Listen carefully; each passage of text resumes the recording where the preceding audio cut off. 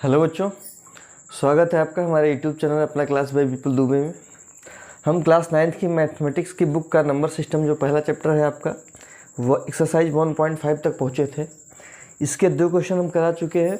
आइए आज third question करते हैं। ठीक है, थर्ड क्वेश्चन क्या कह रहा है आपका कि recall pi is the define as the ratio of the circumference, जिसे सी कहा है, of a circle to its diameter से d, that is pi is equal to c upon d. Okay, this seems to contradict the fact that pi is irrational. How will you resolve this contradiction?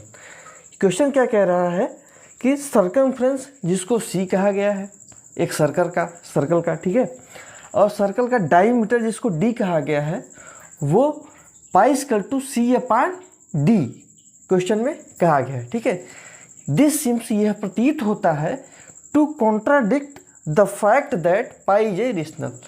यह विरोधाभास है कि पाई क्या है, ये irrational है, लेकिन इसको सी अपॉन डी के फॉर्म में क्या किया गया है, बताया गया है, इसके बराबर किया गया है, और सी अपॉन डी क्या है आपका, रेशनल है।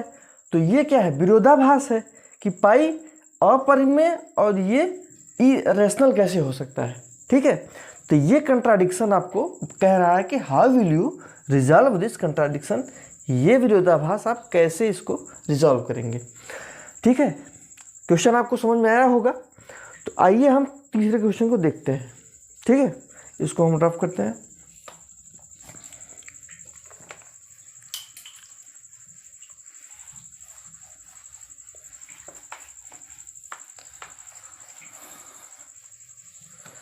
कह रहा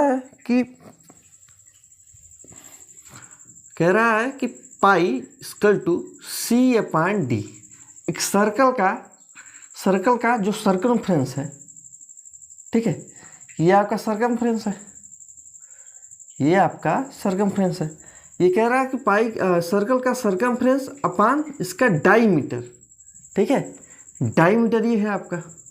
ओके, डायमीटर और सर्कमफ्रेंस और डायमीटर सर्कल का ये रेशियो आपका बता रहा है। ये आपका क्या बता रहा है, ये रेशनल, ये आपका रेशनल बता रहा है, और ये क्या है आपका पाई, ये इरेशनल है। ठीक है, तो इसमें देखिए ये कैसे पॉसिबल हो सकता है, ये कंट्राडिक्शन आपको रिजॉल्व करना है।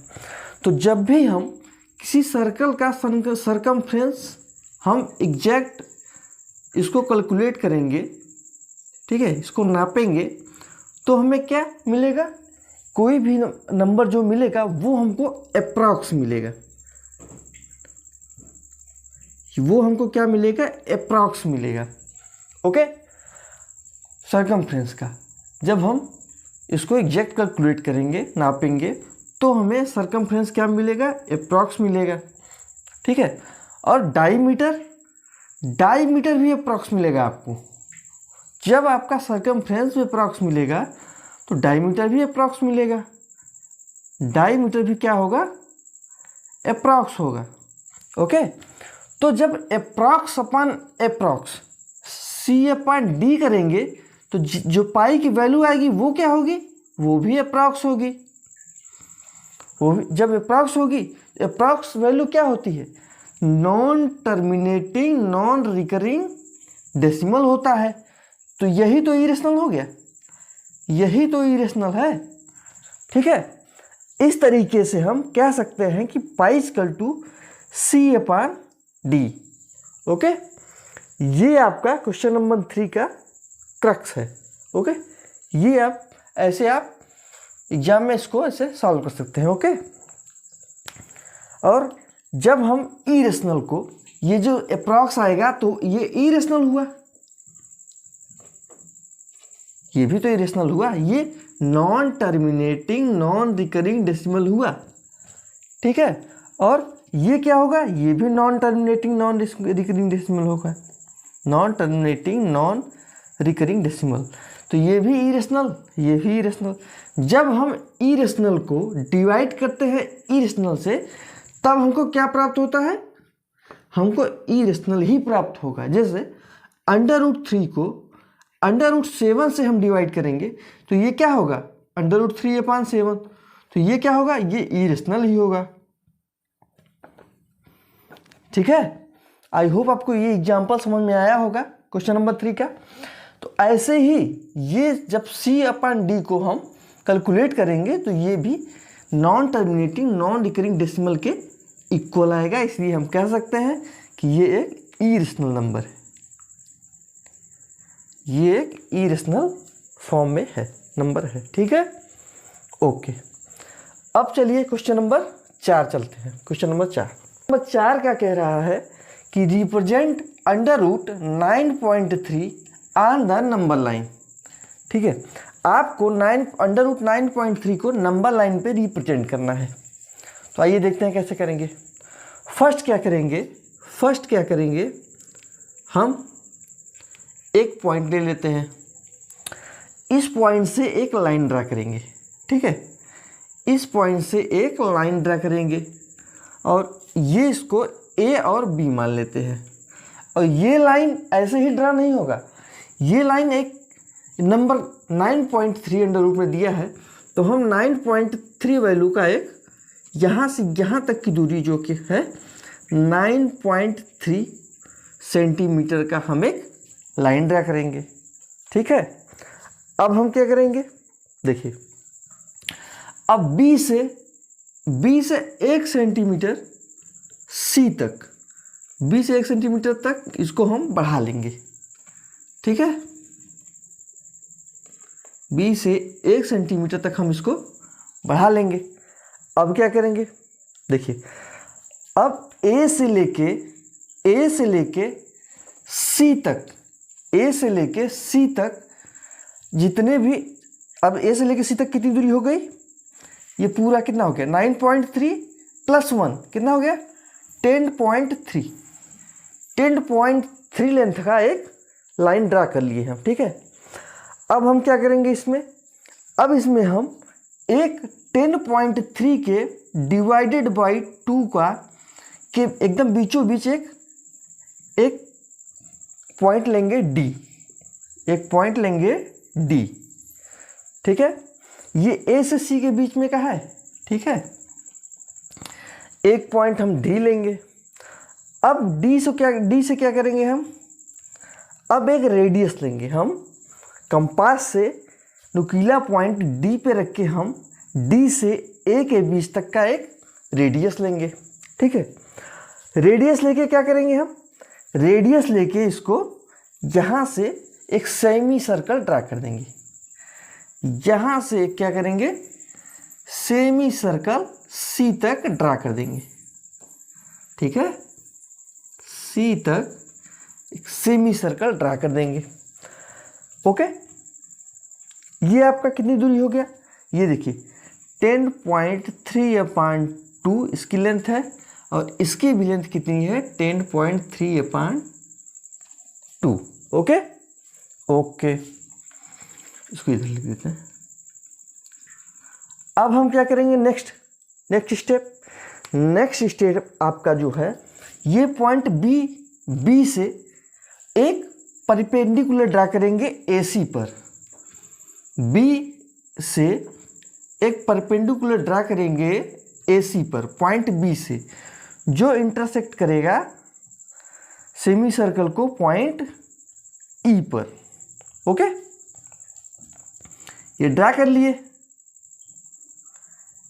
एक सेमी सर्कल हम ड्रा कर लिए।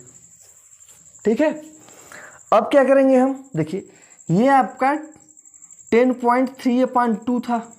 ठीक है, D से C तक की दूरी ये 10.3। अब इसकी जो लेंथ होगी ये क्या होगी, ये आपका इसकी लेंथ √9.3 होगी। ठीक है, अब हम क्या करेंगे, नेक्स्ट स्टेप क्या होगा, हमको नंबर लाइन पे ड्रा करना है ना, ये लेंथ 9.3 है, तो इसी का यहाँ से हम एक कंपास उठा के यहाँ सर्किल लेके हम इसको थोड़ा आगे बढ़ा दीजिए इस लाइन को। अब यहाँ से कंपास लेके कंपास लेके हम इसको यहाँ पे एक सर्कल इधर ड्रा कर देंगे, ठीक है। यहाँ से एक सर्कल यहाँ पे ड्रा कर देंगे, ओके। ये देखिए यही सर्कल हमने रेडियस लिया था 9.3 का, तो ये दूरी क्या हो जाएगी, यहाँ से बी से एक पॉइंट ई ए एफ मान लीजिए, ओके। ये दूरी जो 9.3 थी, यहाँ से ये वाला रेडियस इसके बराबर हो जाएगा, तो ये दूरी क्या हो जाएगी 9.3 अंडर रूट। तो ये एफ की क्या पॉइंट है, अंडर रूट 9.3, ये नंबर लाइन पे आपका ड्रा हो गया, ओके। इतने स्टेप्स आपको फॉलो करने हैं। समझ में आया आपको? आई होप आपको समझ में आया होगा, ठीक है। देखिए एक बार फिर से मैं समझा देता हूँ। सबसे पहले क्या करेंगे कि अंडर रूट 9.3 को हमको ड्रा करना है नंबर लाइन पे, ठीक है।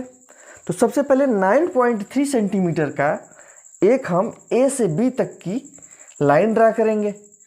फिर उसके बाद बी से 1 सेंटीमीटर और आगे पॉइंट सी तक एक नंबर लाइन ए बी को थोड़ा 1 सेंटीमीटर तक पॉइंट सी तक बढ़ा देंगे, ठीक है। फिर उसके बाद हम इसको पॉइंट ए से बी तक के लाइन को 2 भाग में डिवाइड करके एक पॉइंट डी हम लेंगे, एक पॉइंट डी लेंगे जो कि एक्यूरेट हाफ होगा, ठीक है। अब हम कंपास लेके पॉइंट डी को सेंटर मान के हमको ए से बी तक, ए से सी तक एक सेमी सर्कल ड्रा करेंगे, ठीक है। तो जो यहाँ पे 10.3/2 का था, ये आप निकालेंगे तो ये देखिए ये आपका 10.3/2 ये वैल्यू होगी। और यहाँ से यहाँ तक की ये पाइथागोरस थ्योरम से आप निकालेंगे तो अंडर रूट 9.3 बी से ई तक की दूरी अंडर रूट 9.3 होगी, ठीक है, ओके। ये शायद हमने स्किप कर दिया। तो हम जब सेमी सर्कल ड्रा करने के बाद बी से पॉइंट बी से ई तक एक सेमी सर्कल को काटते हुए पॉइंट बी AC पर हम एक परपेंडिकुलर ड्रा करेंगे, ठीक है। तो ये दूरी आपकी 9.3 आ गई। अब जब ये दूरी 9.3 अंडर रूट में आ गई तो ये इस दूरी को हम एक रेडियस में लेंगे। कंपास लेके एक रेडियस पॉइंट बी को सेंटर मान के एक सेमी सर्कल यहाँ पे भी एक ड्रा कर देंगे, ठीक है। तो ये यहाँ से इधर तक आ जाएगा, ओके।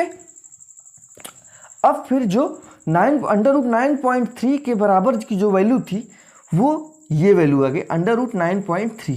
तो पॉइंट एफ जो है वो यहाँ पे क्या हो गया, अंडर रूट 9.3 नंबर लाइन पे ड्रा हो जाएगा, ओके। आई होप आपको ये समझ में आया होगा। अब हम नेक्स्ट पे चलते हैं, क्वेश्चन नंबर 5 पे, ठीक है।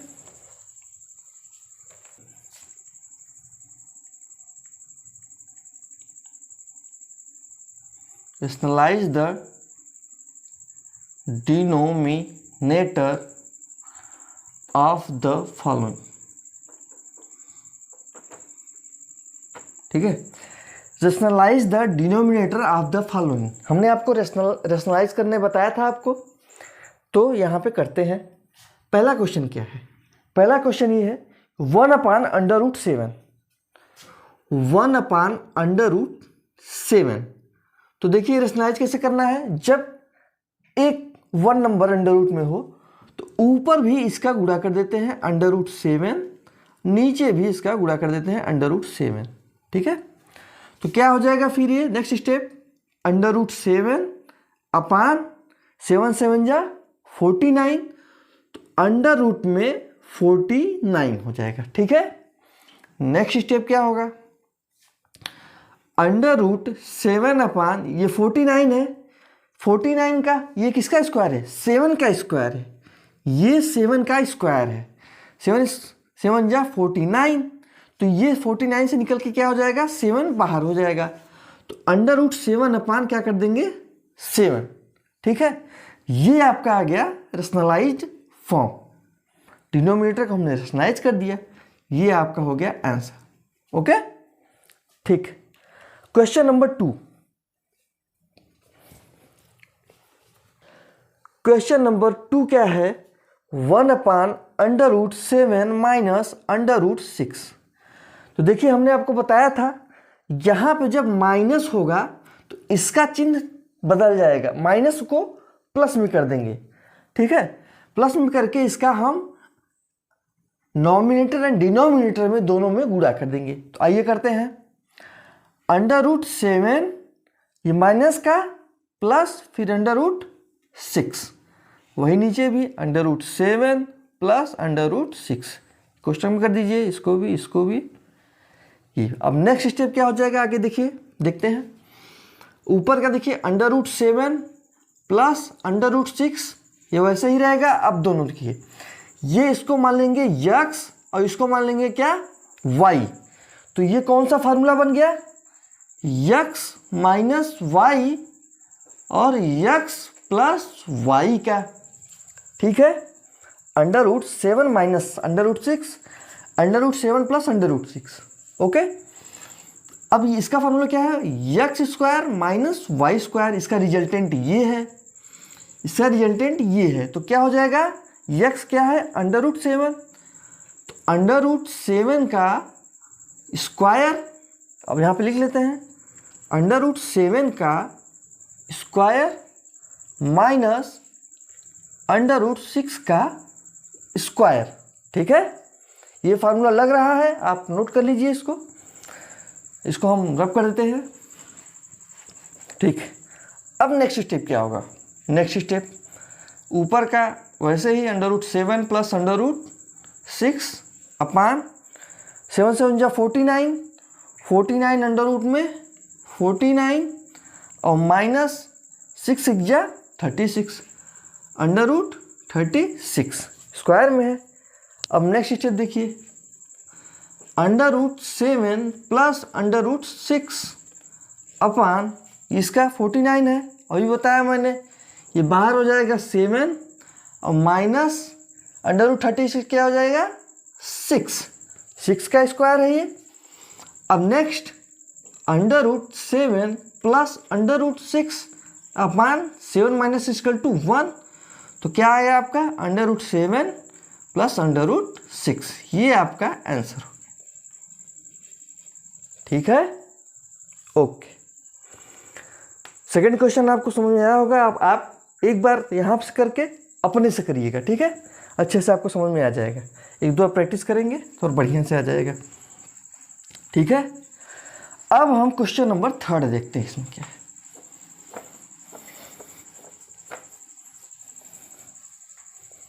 Question number 3,